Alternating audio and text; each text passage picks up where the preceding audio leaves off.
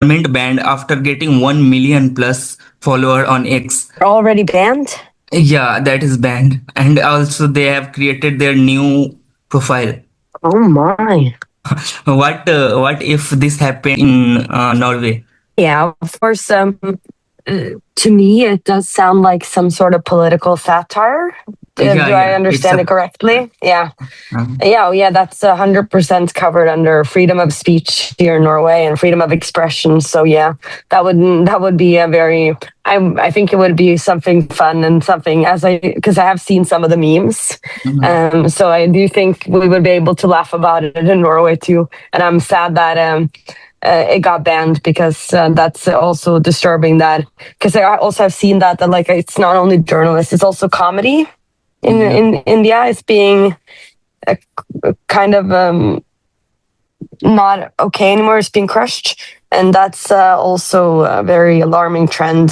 So political satire should also be what that have seek to hold some of the highest offices in the world Mhm. should have to um, know that people will talk about you, people will make satire of you, people will say nice things, people will say bad things, but that's just a part of the job when you hold a powerful office or is in a powerful political position. Okay. Your Insta and Facebook was also banned. So Yes. do you see the same pattern here? I just don't understand what happened.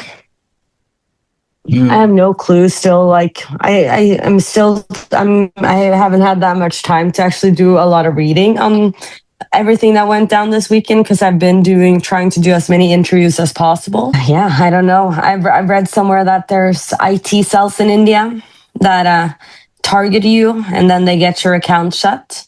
And then I'm privileged to have this platform right now so that maybe when I posted about this, Meta, Facebook and Instagram's parent company actually saw it, Yeah.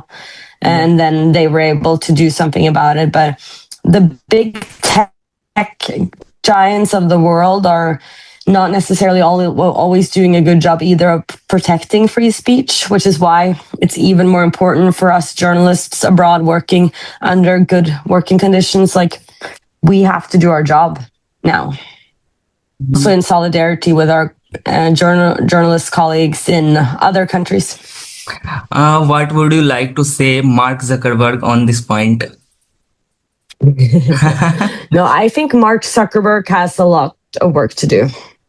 In general, I think the Meta platform, the Facebook ads, that there's so many scam ads on Facebook that they don't take any responsibility for. In Norway, they misuse people.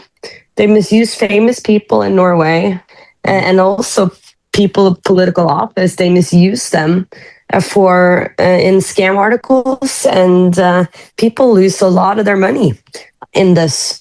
And then Mhm. when we've tried to lift this to Facebook or raise the concern, they do nothing about this.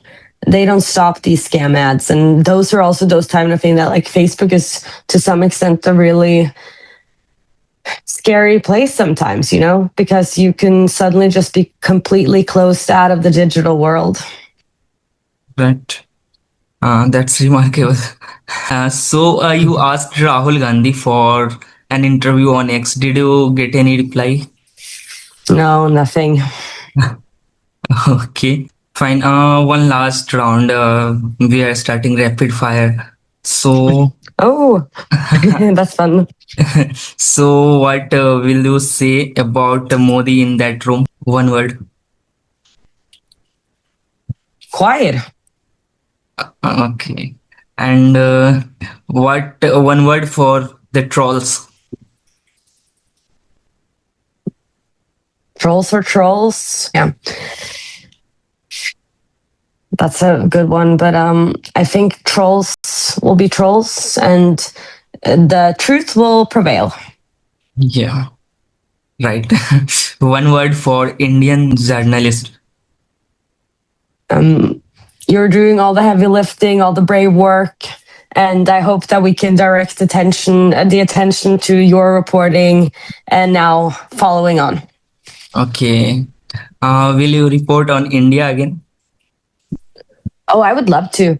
I recognize I have a lot to learn. So, but yeah, I think but I also, again, I want to get even more specific into some of the stories that I read about and see what I can do. But I think also, like, the journalists of India are the ones that are doing the heavy lifting, and also will be the ones that have to continue this discussion, and the public of India, of course, to say the least, the public of India.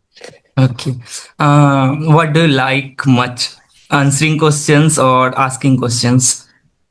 Definitely asking. But it's been a great media experience, because I do have a little bit of a better point of view of how it is to be on the other side, how framing works from the other side, how something isn't always as it seems, and I also have just a better understanding about how challenging it is for the mind to talk about the same thing this many times.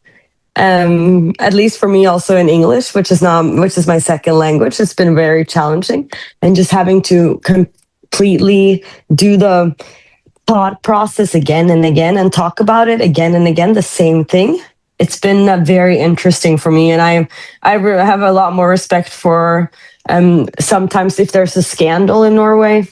Imagine that person just having to talk about a big scandal over and over again, and we grill our politicians in Norway about this, so, and I see now more how that could be just draining from the politician's point of view. Yeah. Okay. One last question.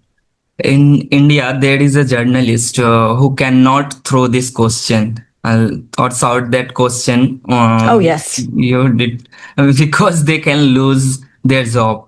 So, what will you say to him? I can't really say, like, I feel so bad that there are people that fear for their job, that just reporting is a fear. So yeah, I just want to say I'm so sorry that it is that way for you, and that you're working under these conditions. And I just want to say to all of the journalists that are still really trying to report in a truthful manner, also those that are working in the systems, but still try to lift important cases. I think there's many ways to do journalism in India right now. Some might be doing it on more Moody-friendly networks, but still trying to do an honest job. Or even, as for example, me, I thought to myself, yes, I went to some of these networks and talked, and I thought, oh, that was an intense discussion. And also, I didn't always feel like they wanted to hear me out. But I was like, you know what? They are lifting this, they are raising this issue. So to some extent, it's a good thing too. And I think there might be more people in India also in these networks that still want to do more reporting on what's going on as well, So I think, I'm sorry, am I answering your question? No, that's fine. That's fine. It's a long, but I think, just keep up the good work, and you're doing all the heavy lifting. And I'm excited to read more about India and all the good reporting coming out of there.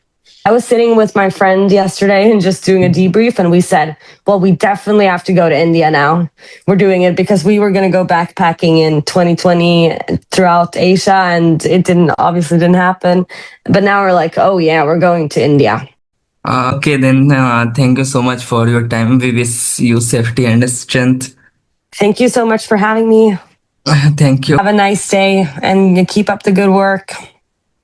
Thank you.